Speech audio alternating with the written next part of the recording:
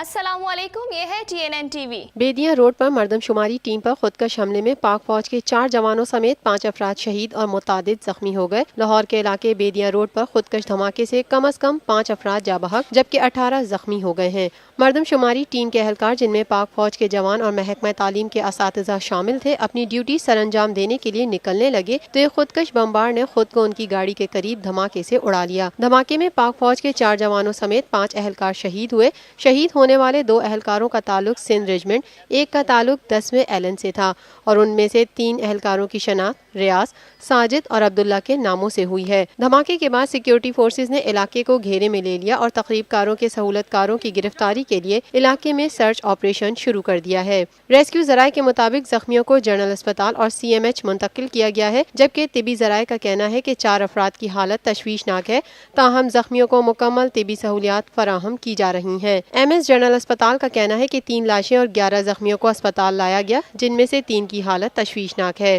دیکھتے رہیے مزید خبریں اور exclusive reports. Lotus Lake Towers, a groundbreaking endeavor by Lotus Properties.